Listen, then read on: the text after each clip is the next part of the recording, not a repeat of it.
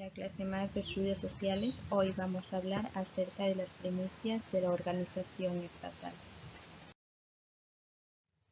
La fundación del Ecuador. En 1830 se discutía la conveniencia de mantenerse en la Gran Colombia. En mayo del mismo año, el general Antonio José de Sucre regresaba a recuperar la Unión Colombiana, pero fue asesinado en el trayecto. En este mismo tiempo, Bolívar renuncia a la presidencia de la Gran Colombia. Ante esto, los quiteños notables acuerdan formar un nuevo estado independiente. Sería formado con los habitantes y el territorio de lo que había sido la Audiencia de Quito. En junio, en Riobamba se reúnen los 7 delegados de las 3 ciudades principales para formar la Asamblea Constituyente y aprobar la Constitución. El Estado del Ecuador se fundó bajo los principios de igualdad y democracia. Su división territorial se estableció en 3 departamentos que eran Guayaquil, Quito y Azuay. Su presidente fue Juan José Flores, declarado como jefe del Distrito del Sur.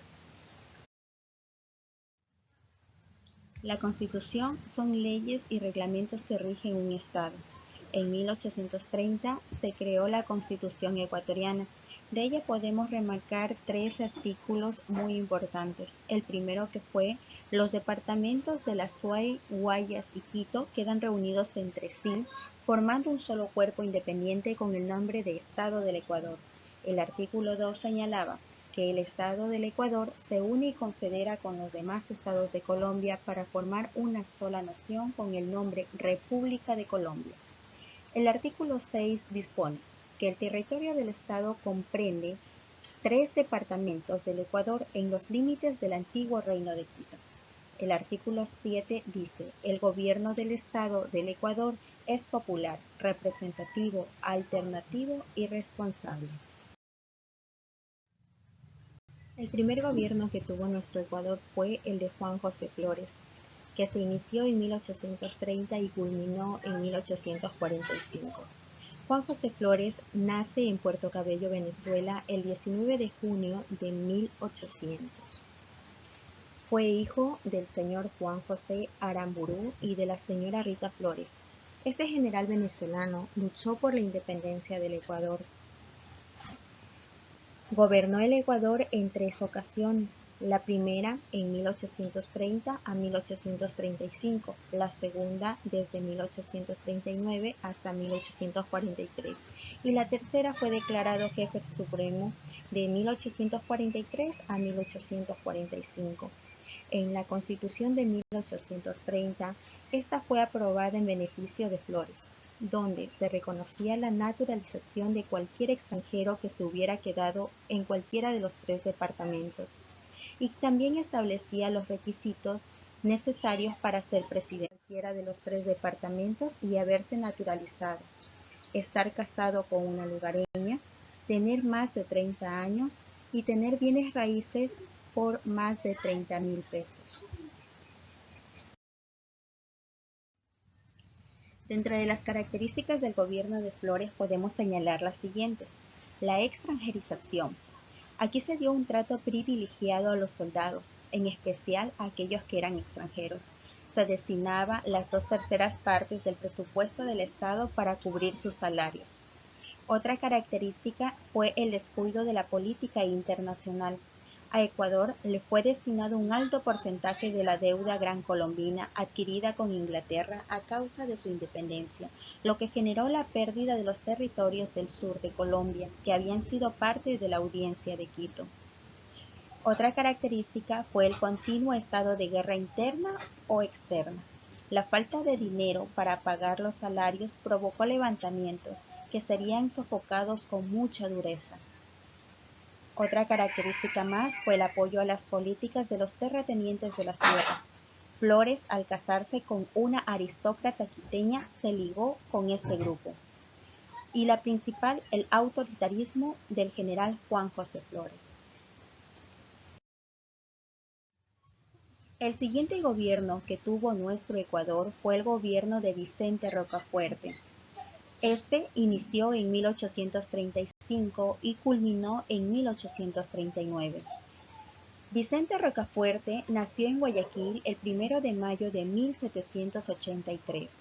Fue hijo legítimo de don Juan Antonio Rocafuerte y de doña Josefa Bejarano. Fue parte de una aristócrata familia de Guayaquil.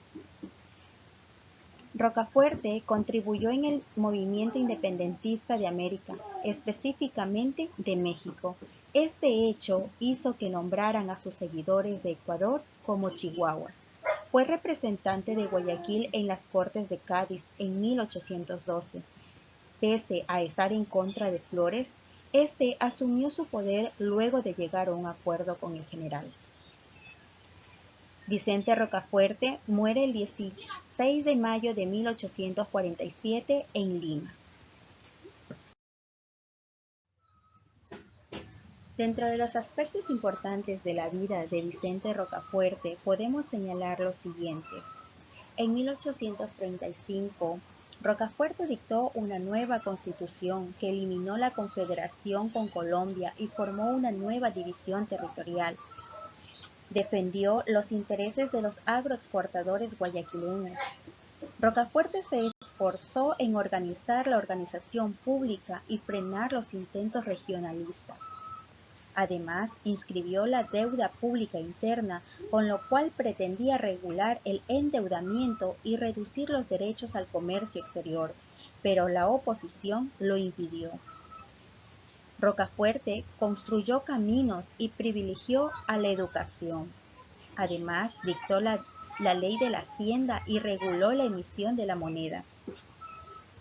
Rocafuerte ejerció un gobierno represivo, persiguió a los opositores y ejecutó a 72 de ellos. También acosó a la prensa.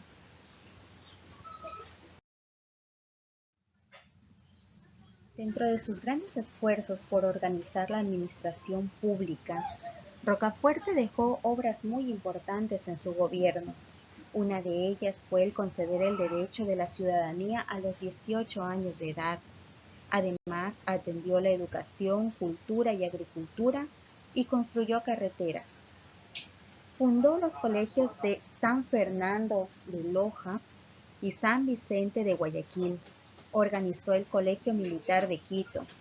Fundó la Academia Náutica del Guayas. Estableció la política marina. Promulgó el primer Código Penal ecuatoriano que rigió hasta 1872. Además, creó el primer sistema educativo nacional.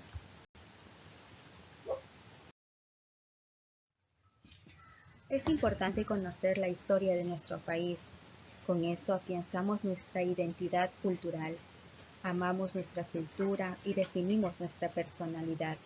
Lo que cuenta la historia no es, de hecho, más que el sueño largo, pesado y confuso de la humanidad. Hasta la próxima.